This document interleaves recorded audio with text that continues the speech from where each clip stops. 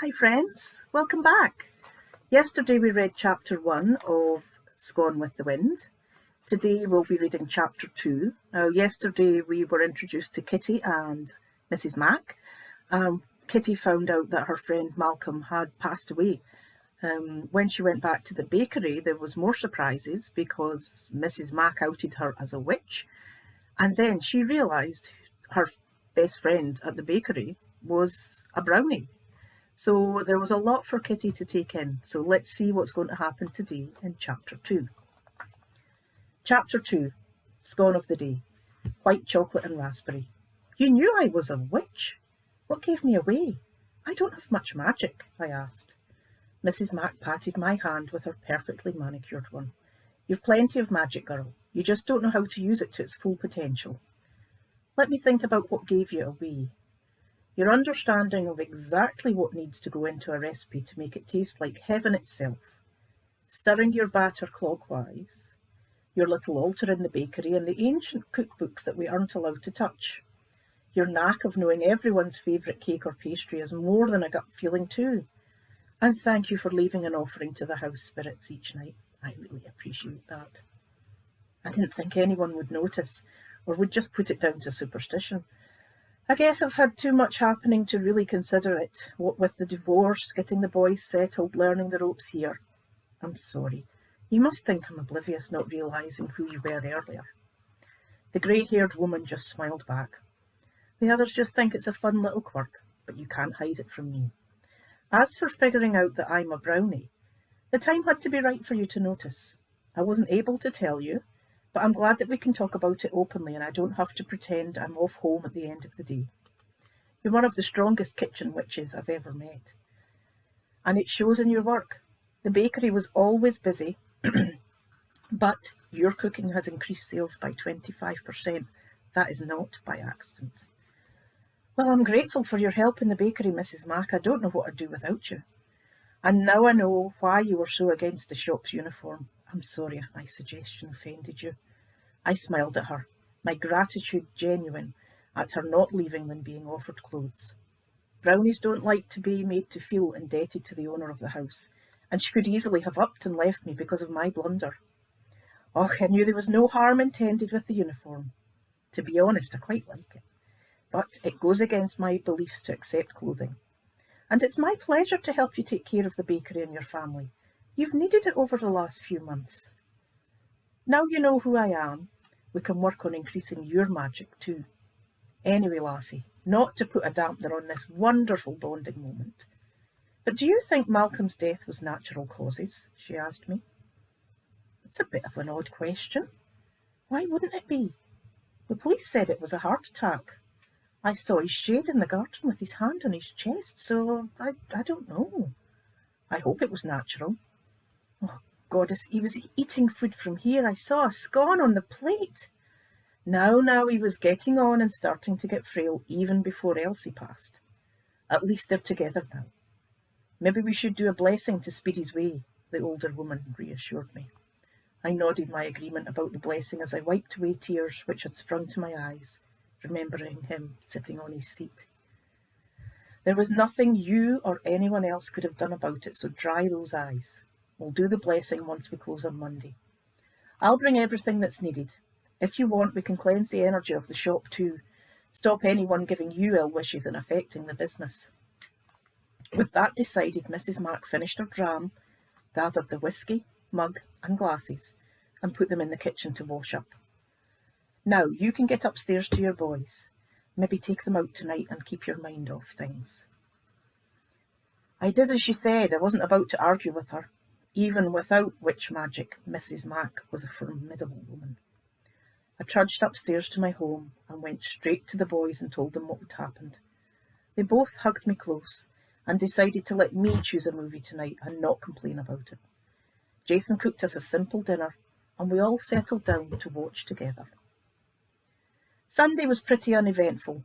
Both boys needed some new clothes, so we went shopping for them, and my credit card took a beating. I smiled, happy that I could afford to buy clothes and shoes for them, even if their shoes cost more than the outfit I was currently wearing. Once they were shopped out, I dropped them at their father's, so they were ready for the school week. As a family, we'd decided they would live with him during the week so their school wasn't disrupted. It wasn't ideal, and I missed them so much. But it was the best choice for their futures. On Monday, the shop was busy with people who didn't usually come in for their baked goods.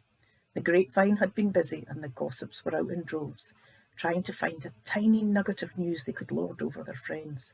But they got nothing from me. When the rush was over for the day, I headed to the police station to give my statement, which was much faster than I thought it would be. It was the same police officer I'd spoken to on Saturday, and he was professionally polite throughout. "Have you found any next of kin for Malcolm?" I questioned, wondering if he had any family nearby. "Yes, his solicitor had a list of contacts and we tracked down his nephew. It was a good thing you were kind enough to drop off his order, or who knows how long he would have been sitting there." I shuddered at the thought.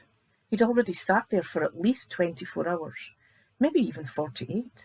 As it had been Thursday he'd last been in the bakery. "Well, that is good news. He can be put to rest peacefully. Has a cause of death been released yet?" I didn't think there would be, as these things usually took a while.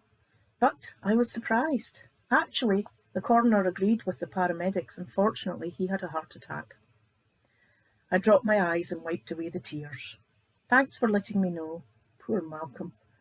I'll keep this to myself. No need to feed the gossip mongers." He walked me to the reception area and said his goodbyes. Satisfied there was nothing else I could do, I left. But instead of turning right to go back to the bakery, I turned the other way and went for a walk along the river to clear my head a little. I usually ran along the path several times a week just to keep on top of my scone addiction. But today, exercise was not at the top of my list of things to do. Mrs. Mack was still holding the fort when I got back. "You took a long time. Did they interrogate you?" she asked, worried about the length of time I'd been away. "No, I went for a wee walk. Just to clear my head. It's been a strange few days." "It's quiet enough here. Shall we close up now and do the ritual?" We agreed there was no time like the present, so shut the bakery for the day and went into the kitchen. Mrs. Mack had prepared a simple blessing. We had both known Malcolm and wanted to pay our respects in our own way. I took down the mortar and pestle that I kept for the little spell work I knew, and Mrs. Mack brought out the herbs she had prepared. We put them in the mortar, ground them with the pestle to produce a fine powder. I put a small tile on our stainless steel table, then put a charcoal brick down on it and lit it. Once it had started to glow, we each sprinkled a pinch of the herbs, and as the smoke gently drifted through the room, joined hands and said the prayer I had prepared.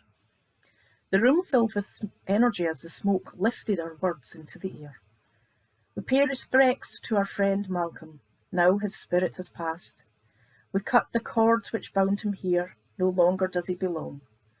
Goddess, take him to your heart. Let his spirit soar, so he can find his Elsie and be at peace once more. Blessed be." The energy settled down, but there was a connection that wasn't there before. I glanced down to see I was still holding Mrs. Mack's hand. The connection was with her. I frowned, unsure of what had caused it, and gently let go of her hand. "Did something pass between us?" I asked her. The brownie smiled. "Yes, lassie, and it will get stronger now that you know the truth of who I am."